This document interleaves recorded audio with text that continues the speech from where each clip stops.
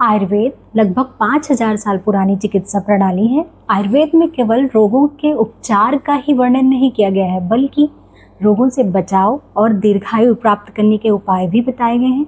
इन्हीं उपायों में सबसे महत्वपूर्ण उपाय है रसायन चिकित्सा। आयुर्वेद की एक ऐसी अद्भुत चिकित्सा पद्धति जिसके बारे में बताने के लिए आज मैं डॉक्टर प्रगति पटेल आप सभी का स्वागत करती हूँ प्रगति आयुर्वेदा के इस वीडियो में। रसायन चिकित्सा का वर्णन आचार्य चरक ने आयुर्वेद के 8 अंगों में किया है।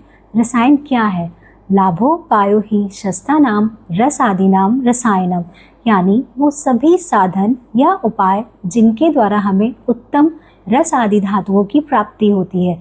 यानी हमारे शरीर में जो धातुएं हैं वो 7 मानी गई हैं: रस, रक्त, मांस, मेद, अस्थि, मज्जा और शुक्र। तो इसमें से जो सबसे पहली धातु है रस धातु, जब वो उत्तम क्वालिटी की होगी तो उसके बाद की जो भी उत्तरोत्तर धातुएं हैं वो भी उत्तम क्वालिटी की होंगी। इस प्रकार से हम एक स्वस्थ शरीर और दीर्घायु शरीर की प्राप्ति कर सकते हैं। आयुर्वेद में चिकित्सा 2 तरीके की बताई गई है। पहली, स्वस्थस्य ओजस्करम, मतलब स्वस्थ पुरुष के स्वास्थ्य की रक्षा करने वाली, यानी कोई हेल्दी पर्सन है तो उसकी हेल्थ को मेंटेन करने वाली प्रिवेंटिव थेरेपी। और दूसरी, आर्तस्य रोगनोथ, यानी कोई इल पर्सन है तो उसकी इलनेस को दूर करने वाली, मतलब क्यूरेटिव थेरेपी। तो जो हमारी रसायन चिकित्सा है जिसके बारे में आज मैं बता रही हूँ आप लोगों को, वो ये दोनों ही कार्य करती है। यानी कोई अगर हेल्दी पर्सन है तो उसके हेल्थ को भी मेंटेन करती है और कोई इल पर्सन है तो उसकी इलनेस को भी दूर करती है। अब मैं आपको जो हमारी 7 धातुएं होती हैं इन पर काम करने वाली जो अलग अलग रसायन औषधियाँ हैं उनके बारे में बताती हूँ। सबसे पहली धातु है हमारी रस धातु, यानी इसको हम कोरिलेट कर सकते हैं प्लाज्मा से। रस धातु पर काम करने वाली सबसे पहली औषधि है द्राक्षा, मतलब मुनक्का, दूसरी खजूर और तीसरी काशमर्य यानी गंभारी। हमारी जो दूसरी धातु है वो है रक्त धातु, मतलब ब्लड। ब्लड पर काम करने वाली हमारी जो रसायन औषधियाँ हैं, सबसे पहली आम्लकी यानी आंवला, दूसरा भृंगराज जिसको हम भंगरा भी कहते हैं, और तीसरा लौह भस्म। तीसरी धातु है हमारी मांस धातु, मतलब मसल्स। मांस पे काम करने वाली जो रसायन औषधि है वो है बला, नागबला और अश्वगंधा। हमारी जो चौथी धातु है वो है मेद धातु, मतलब फैटी टिश्यूज या फिर एडिपोज। मेद धातु पर काम करने वाली जो रसायन औषधि है, सबसे पहली शिलाजीत, दूसरी गुग्गुलू, तीसरी हरितकी जिसको कि हम हरण कहते हैं, और चौथी गिलोय। और हमारी जो 5वीं धातु है वो है अस्थि धातु। अस्थि धातु मतलब बोन। अस्थि पे काम करने वाली जो हमारी सबसे पहली रसायन औषधि है वो लाक्षा। लाक्षा मतलब हम जिसको साधारण लैंग्वेज में हम लाख कहते हैं, और लाख के साथ साथ शुक्ति भस्म और शंख भस्म, ये तीनों बहुत ही अच्छा रोल प्ले करती हैं हमारी अस्थि धातु पर। हमारी छठी धातु होती है मज्जा। मज्जा मतलब इसको हम कोरिलेट कर सकते हैं बोन मैरो से। मज्जा धातु पे काम करने वाली जो रसायन औषधि है वो है वासा और लौह भस्म। इन दोनों का बहुत ही अच्छा रोल होता है मज्जा धातु पे। हमारी जो सबसे आखिरी धातु या सप्तम धातु है वो है शुक्र धातु, यानी इसको कोरिलेट कर सकते हैं हम रिप्रोडक्टिव टिश्यूज से। इस पे काम करने वाली जो रसायन औषधियाँ हैं वो है शतावरी, मूसली और कपिकक्षु यानी किवाच। अब मैं अलग अलग डिजीज़ के अकॉर्डिंग अलग अलग रसायन औषधियों के बारे में बताऊंगी। सबसे पहले, अगर किसी पेशेंट को हाइपरटेंशन है तो उसमें लहसुन का प्रयोग, सर्पगंधा पाउडर का प्रयोग, अश्वगंधा पाउडर का प्रयोग कर सकते हैं। अगर कोई पेशेंट स्किन डिसऑर्डर वाला है, उसको स्किन से रिलेटेड प्रॉब्लम है, तो उसमें भृडंग का प्रयोग, भल्लातक का और तुवरक का प्रयोग और गंधक, इनका प्रयोग कर सकते हैं। अगर कोई पेशेंट उसको आइज़ से रिलेटेड प्रॉब्लम है, मीन्स उसकी आइज़ में पेन रहता है या बहुत इचिंग होती है, उसको देखने में दिक्कत होती है, तो ऐसे पेशेंट को आप ज्योतिषमती का प्रयोग उसमें बहुत अच्छा है, आप त्रिफला पाउडर का प्रयोग कर सकते हैं।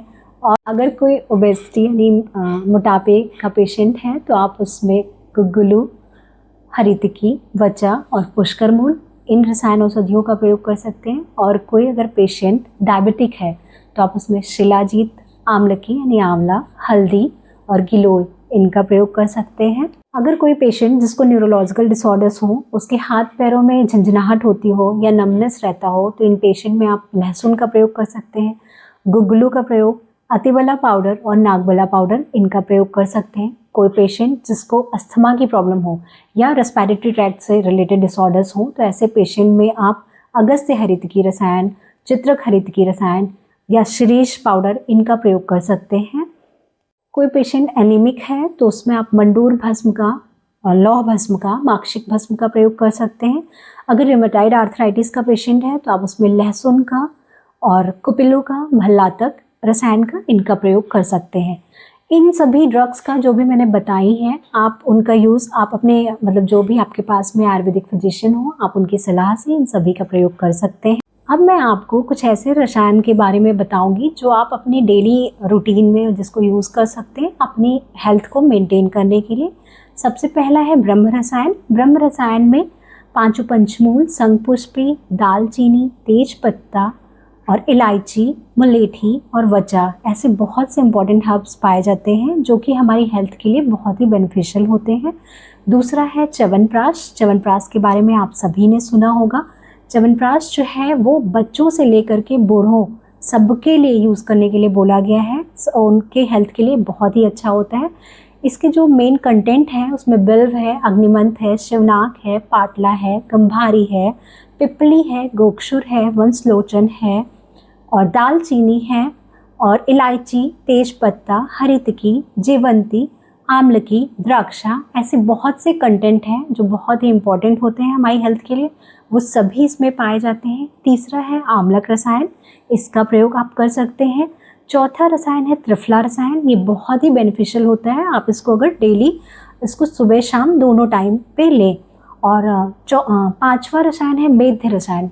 मेध्य रसायन आप ऐसे बच्चों को जो पढ़ाई करते हैं, जो किसी चीज़ की तैयारी कर रहे हैं, या आप बूढ़े लोगों को भी दे सकते हैं जिनको डिमेंशिया यानी भूलने की प्रॉब्लम हो रही है, अल्जाइमर डिजीज़ है, जो भूल जाते हैं या जिनको नींद नहीं आती है, जो एंजाइटी से परेशान रहते हैं, ऐसे सभी लोगों में आप मेध्य रसायन का प्रयोग कर सकते हैं।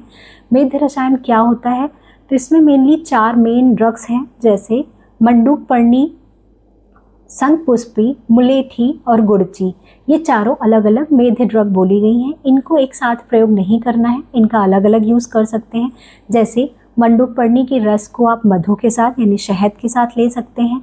मुलेठी पाउडर को आप दूध के साथ सुबह शाम 1-1 चम्मच ले सकते हैं। और गिलोय, गुड़ची यानी गिलोय, उसके रस को आप शहद के साथ प्रयोग कर सकते हैं। चौथा है शंखपुष्पी, उसके कल्क को यानी उसको पीस करके दूध में घोलकर वो भी आप सुबह शाम प्रयोग कर सकते हैं। तो ये था मेध्य रसायन के बारे में।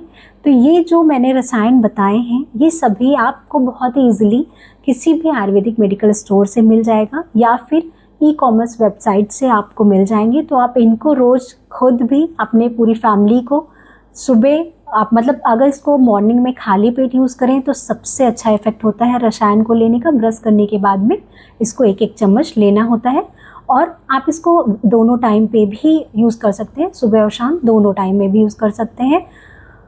अब हम देखते हैं कि रसायन सेवन से हमें क्या क्या लाभ प्राप्त होते हैं। पहला, आयुष्यम, मतलब ये हमारी आयु को बढ़ाकर हमें दीर्घायु बनाता है।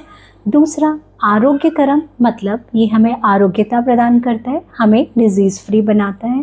तीसरा, वैसा स्थापनम, हमें यूथफुल बनाता है। चौथा, निद्रा, श्रम, क्लम, दौर्बल्य, अपहरम, मीन्स बहुत ज़्यादा नींद आती हो या नींद ना आती हो, बिना काम किए ही थकान महसूस होती हो, बहुत आलस्य आता हो या शरीर में कमजोरी महसूस होती हो, तो इन सभी चीज़ों को दूर करता है रसायन का सेवन। और पांचवा है इसका उपयोग, ये वात, पित्त, कफ, साम्यकरम, मतलब इन तीनों को एक साम्य अवस्था में रखता है, इनको मेंटेन रखता है।